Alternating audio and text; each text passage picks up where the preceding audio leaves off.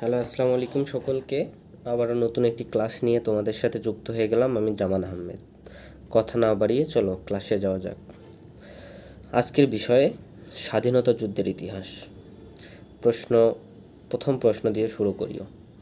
সর্বদলীয় রাষ্ট্রভাষা সংগ্রাম কমিটি গঠিত হয় কবে? 1952 সালে। তমুদ্দুন মজলিস কে প্রতিষ্ঠা করেন? তমুদ্দুন মজলিস প্রতিষ্ঠা করেন আবুল কাশেম। আমার ভাইয়ের রক্তে রাঙানো 21শে ফেব্রুয়ারি আমি কে ভুলিতে পারি, এই গানটি কে রচনা করেন?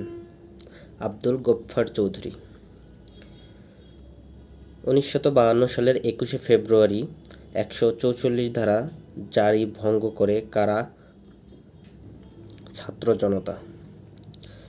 কোন দেশ বাংলা ভাষাকে তাদের অন্যতম রাষ্ট্রভাষা হিসেবে স্বীকৃতি দিয়েছে? Sierra Leone. রাষ্ট্রভাষা আন্দোলনে কোন সংস্থা গুরুত্বপূর্ণ ভূমিকা পালন করে? তমুদ্দুন মজলিস। কিসের ভিত্তিতে পূর্ব বাংলার ভাষা আন্দোলন হয়েছিল? বাঙালি জাতীয়তাবাদীর ভিত্তিতে। 1952 সালের 21শে ফেব্রুয়ারি তারিখে তৎকালীন পাকিস্তানের প্রধানমন্ত্রী কে ছিলেন? খাজা নাজিমুদ্দিন। 1954 সালের নির্বাচনে যুক্তফ্রন্ট কতটি আসন জয়লাভ করেছিল? 223টি আসনে জয়লাভ করেছিল।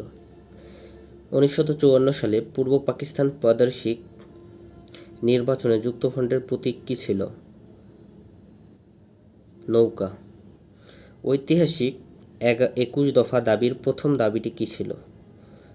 ঐতিহাসিক 21 দফা দাবির প্রথম দাবিটি ছিল বাংলাকে অন্যতম রাষ্ট্রভাষা করার দাবি। ঐতিহাসিক 6 দফা দাবিতে কোন দুটি বিষয় কেন্দ্রীয় সরকারের হাতে রাখার প্রস্তাব ছিল? প্রতিরক্ষা ও পররাষ্ট্র। ভাষা শহীদদের মধ্যে ঢাকা বিশ্ববিদ্যালয়ের ছাত্র ছিলেন কে? বরকত। কেন্দ্রীয় শহীদ মিনার প্রথম কোন তারিখে নির্মিত হয়? 23শে ফেব্রুয়ারি 1952 সালে।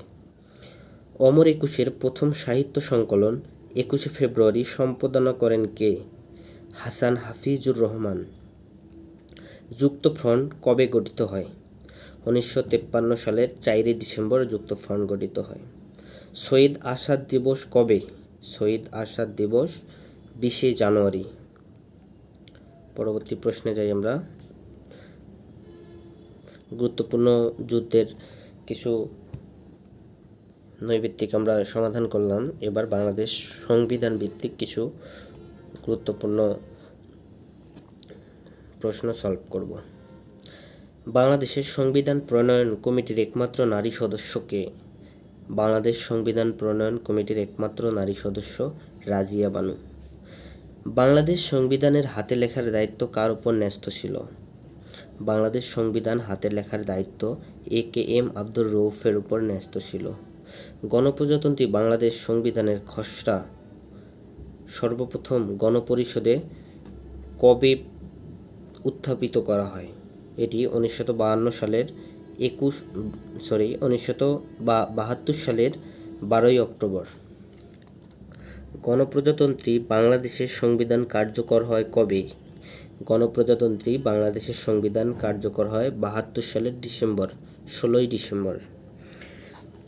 প্রজাতন্ত্রের রাষ্ট্রভাষা বাংলা কথাটি সংবিধানের কোন অনুচ্ছেদে বলা হয়েছে? প্রজাতন্ত্রের রাষ্ট্রভাষা বাংলা কথাটি সংবিধানের 3 নং অনুচ্ছেদে বলা হয়েছে। সংবিধানের কোন অনুচ্ছেদ অনুযায়ী বাংলাদেশের নাগরিক বাংলাদেশি বলে পরিচিত হবেন? সংবিধানের 6(2) অনুচ্ছেদ অনুযায়ী বাংলাদেশের নাগরিকগণ বাংলাদেশি বলে পরিচিত হবেন। বাংলাদেশের পররাষ্ট্র নীতি সংক্রান্ত নির্দেশনা সংবিধানের কোন অনুচ্ছেদে উল্লেখ করা আছে? বাংলাদেশের পররাষ্ট্র নীতি সংক্রান্ত নির্দেশনা 25 নং অনুচ্ছেদে উল্লেখ করা হয়েছে।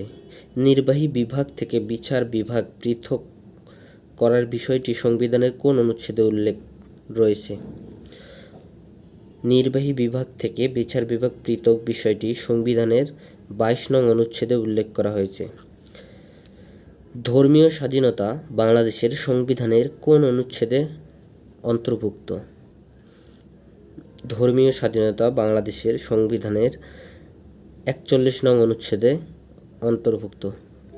বাংলাদেশ সংবিধানের কোন অনুচ্ছেদে নারী পুরুষের সমতা নিশ্চিত করা হয়েছে?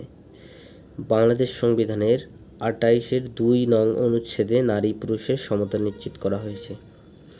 বাংলাদেশ সংবিধানের কত নম্বর অনুচ্ছেদ অনুযায়ী রাষ্ট্রপতি প্রধান বিচারপতি নিয়োগ দেন? বাংলাদেশ সংবিধানের ৯৫ নং অনুচ্ছেদ অনুযায়ী রাষ্ট্রপতি প্রধান বিচারপতি নিয়োগ দেন। বাংলাদেশ সংবিধান অনুযায়ী কোর্ট অফ রেকর্ড হিসেবে গণ্য কি? কোর্ট অফ রেকর্ড হিসেবে গণ্য সুপ্রিম কোর্ট। বাংলাদেশের সংবিধানের রক্ষক কে? এটা খুবই গুরুত্বপূর্ণ একটা প্রশ্ন। বাংলাদেশের সংবিধানের রক্ষক সুপ্রিম কোর্ট। বাংলাদেশ সংবিধানের প্রশাসনিক ট্রাইব্যুনাল বিষয়টি কোন অনুচ্ছেদে সন্নিবেশিত হয়েছে? ১১৭ নং অনুচ্ছেদে। বাংলাদেশের ভোটার হওয়ার সর্বনিম্ন বয়স কত? ১৮। সংবিধানের কোন অনুচ্ছেদে সরকারি কর্ম কমিশন পিএসসি গঠনের উল্লেখ আছে? ১৩৭ নং অনুচ্ছেদে।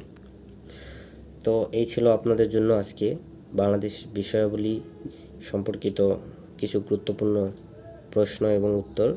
আশা করি ক্লাসটি ভালো লেগেছে। আবার দেখা হবে কোনো এক ক্লাসে। সে পর্যন্ত ভালো থাকো, সুস্থ থাকো। আল্লাহ হাফেজ।